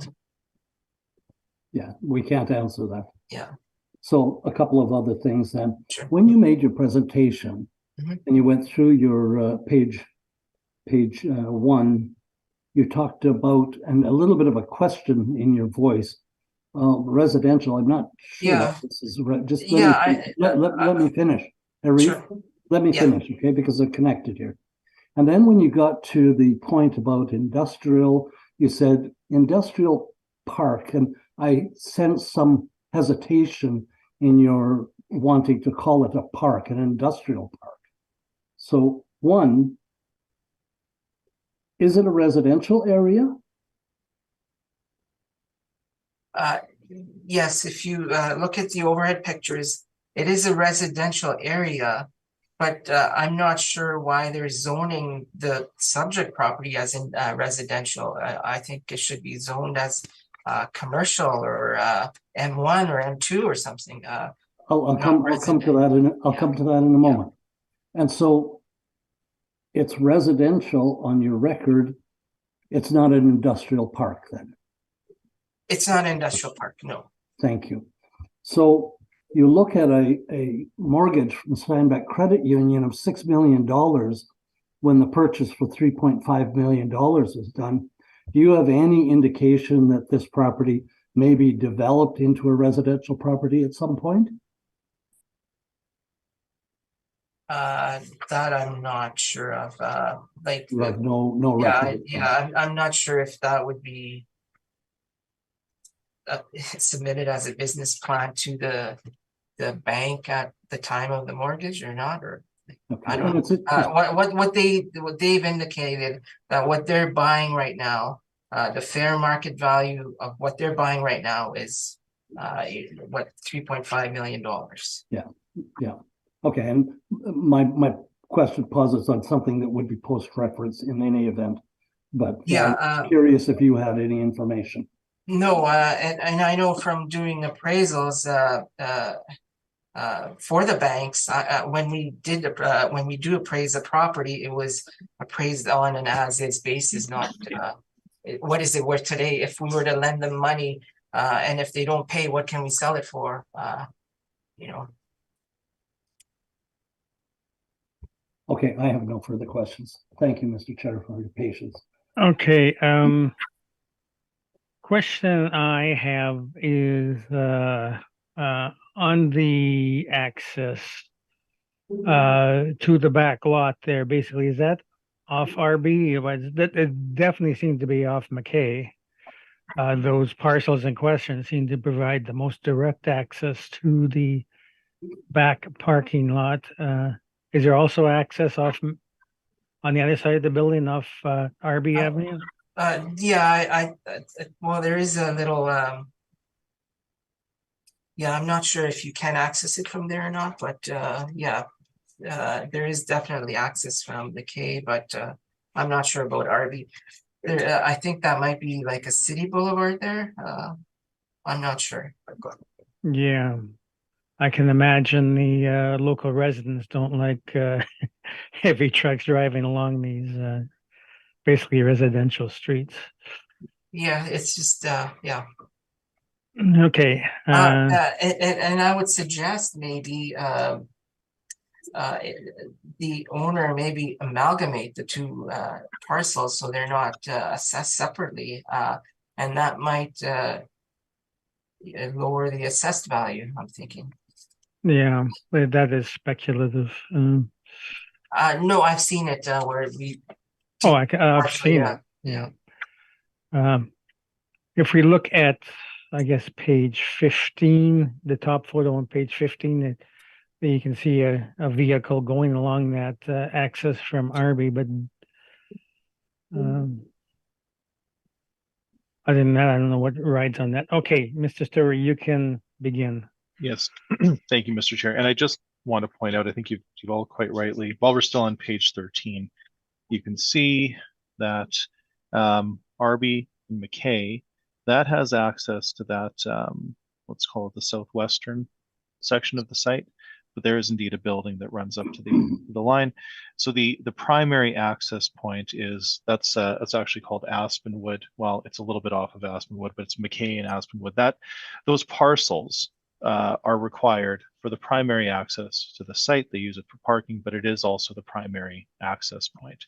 So our position here is quite simple. We do agree that the fellow paid 3.5 million, and that's fine. But he also included those other two parcels. So from our perspective, we should be accounting for those parcels. And I'm just going to bring this up. I have my map up here. Ultimately, this area is completely residential. It is Rossmere. It's in North Kildonan. I've been here a number of times. It is. I would suggest that zoning is grandfathered. This property has been around since 1954. It is atypical. We don't typically see a large industrial warehouse smack dab in the middle of a residential zone in North Kildonan, but here we are. We have low land to building. Now, just in the interest of narrowing our issues, the assessor, or I should say the model, is using a very, very high cap rate of 9.2%, and that's likely to capture the challenges based on the location, based on the fact that we have, we have a number of gross leases, we have a huge amount of tenants here. This is sort of a collection of small workshops. Now, I will point out that the purchaser, it does suggest that he did not purchase it for the income in place. He is a developer, and so perhaps access to all of these different trades may have been of some benefit to him. But ultimately, we are not looking to the sale as an ultimate indicator of value, because it does include those ancillary parking. Mr. Whitbread, you're quite correct. It is typical to deduct the ancillary parking or other access points so as to not double count them from a taxation perspective. So we don't disagree with the $5 rent. Many of the rents are gross. Many of them are short term. That's fine. We're not, and you have the rent roll, that's not in dispute here. Vacancy and collection loss at 4% is frankly optimistic, but it's fine. We haven't made an adjustment. We do include our 5%. We do continue to believe that be applicable in all cases, but in this case in particular, when we do have gross rents and we have shorter leases and the potential for high turnover and vacancy, we think it's certainly appropriate here. On page 15, I've included the 15 and 16. I've included the separate assessments for these parcels. Now, I don't know if these assessments are too high or too low or what have you, but we know that they shouldn't be double counted. He owns them. He's already paying tax on them. They're part of this economic unit. They should be deducted. So ultimately, our income value is $3,044,846, and you can see in that bottom line it has an adjustment. So we do believe, however you are to view this property, that at a minimum that $286,000 be removed. It is standard practice. It is required for this property, and we want to be very, very sure that we're not double counting. So ultimately, our value comes to $2,759,000. And the argument here is largely based on, the removal of those ancillary parcels that are required and do indeed form part of the main holding. And we have included our non-recoverables. So those would be the 2 points of contention, and I'm happy to take your questions. Thank you. Okay, questions, Mr. Das Mohammed? No, Mr. Chairman, I'll leave it in your hands. We see that they've indicated that the fair market value at the date was $3.5 million.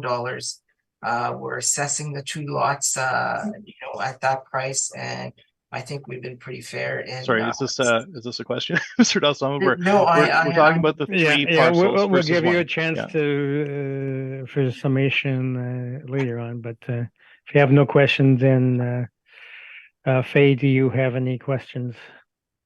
Thank you. Richard, any questions? No, I think we're good. Thanks. Okay, and now summation, Mr. Das Mohammed. Yeah, like I was saying, I'll just leave it in your hands. We know that we've assessed the two parcels at a total of $286,000. We know that they had indicated and they signed and paid taxes on $3.5 million. So that was the market value 8 months prior to the reference date. So if you were to take the 3.5 million and subtract the two lots that were assessed at 286, we're pretty close on our assessment, and I'll just leave it at that. Thank you. Okay, Mr. Sturry, any summation? Yes, very quickly, Mr. Chair. Thank you. Again, we want to ensure that this property is treated equitably and fairly, and we believe that if we do not remove those separately assessed and separately taxed parcels, that would be tantamount to double counting. There is a submission in my brief speaking to that very issue, But ultimately, we just do respectfully submit that that those ancillary parcels are essential to the main holding and they should not be double counted. So thank you. All right. Thank you very much, gentlemen, for your able presentations today. We have heard all the items scheduled and this hearing is now adjourned. Thank you, everybody. Thank you. Thank you, everyone. Thank you. Thanks, Jared. Thanks, Rick. Till next time. Yes, thanks, Ryan. Good to see you. Thank you.